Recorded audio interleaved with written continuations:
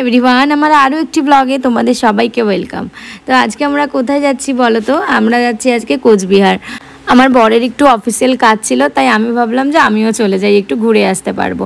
আর এই যে আমরা চলে আসলাম কোচবিহারে। কোচবিহারের গেটটা দেখো, এই যে আমি যাওয়ারটাও দেখাবো, খুব সুন্দর লাগে গেটটা দেখতে। আর আমরা আমাদের সমস্ত কাজ কমপ্লিট করে আমরা ডিসাইড করলাম যে রাজবাড়ি যাব। তো এই যে রাজবাড়িতে যাব যখন, তখন আমাদের সাথে দেখা করতে চলে আসলো তোমাদের সবার প্রিয় সৌরভ। দেখা করতে চাও না? চাই তো। শুকরিয়া। হ্যালো শাওনার ফ্যানবাসী, কেমন আছো? তারপর আমরা টিকিট কেটে 3 জন মিলে ঢুকে গেলাম রাজবাড়িতে। তোমরা মোটামুটি কম বেশি সবাই জানো কোচবিহার রাজবাড়ি সম্পর্কে। আর এই কোচবিহারের রাজবাড়িটি নির্মাণ হয়েছিল মেবি 1887 সালে। আর তখন এখানকার রাজা ছিলেন রাজা নৃপেন্দ্র নারায়ণ। আর আমার এটা শোনা কথা, আমাদের যে রাজা নৃপেন্দ্র নারায়ণ ছিলেন, উনি ছিলেন পাশ্চাত্য শিল্পের অনুরাগী। আর ইংরেজদের সাথে খুব ভালো একটা সম্পর্ক থাকার জন্য রাজা নৃপেন্দ্র নারায়ণ ইংল্যান্ডের বাকিংহাম যে প্যালেস আছে তার আদলে এই রাজবাড়িটি নির্মাণ করেছিলেন। আর এই রাজবাড়িটি আমাদের ভারতের অনেক রাজবাড়ির থেকে একদমই আলাদা। আর রাজবাড়ির ওপর থেকে আমার এই ভিডিওটা করা, দেখতেই পাচ্ছ কতটা সুন্দর লাগে দেখতে। আর ভিতরে গেলে কোনো ভিডিও করতে দেয় না, কোনো কিছুই অ্যালাউড নেই সেখানে। যা ভিডিও করতে হবে, ফটো তুলতে হবে, সব বাইরে করতে লাগবে। তাই আমরা বাইরেই সমস্ত ভিডিও ফটোশ্যুট করে নিচ্ছিলাম। আর আমাদের সাহায্য করছিল গপু।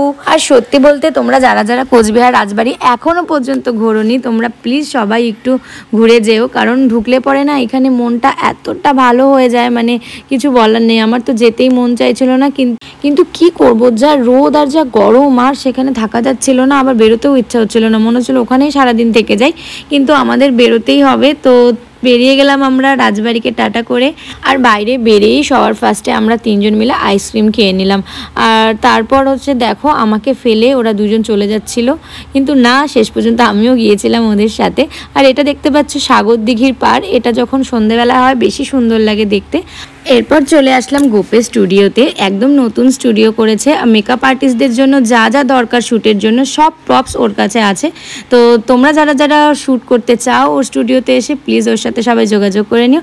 আর আমি খুব তাড়াতাড়ি এখানে এসে শ্যুট করাবো। আমার প্রত্যেকটা জিনিসই খুব ইউনিক লেগেছে আর খুব সুন্দর করে সাজানো। তো এরপর আমাদের যাওয়ার পালা। ওর স্টুডিও থেকে একবারে বাড়ি চলে আসলাম। বাড়ি থেকে ড্রেস জুয়েলারি রেন্টে নিয়ে ওকে টাটা করে দিচ্ছিলাম। আর ওকে আমার ছাড়তেই ইচ্ছা হচ্ছিল না। আমরা প্ল্যান করলাম আবার কোথাও ঘুরতে যাব।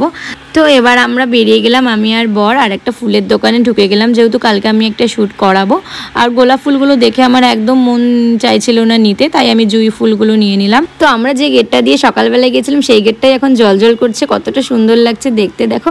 তো কোচবিহার থেকে বেরোতে বেরোতে ভ্লগটা এখানেই শেষ করছি। দেখা হচ্ছে নেক্সট ভ্লগে। আর তোমরা অবশ্যই জানিও কোচবিহার রাজবাড়ি আর ভ্লগটা কেমন লাগলো। চলো টাটা।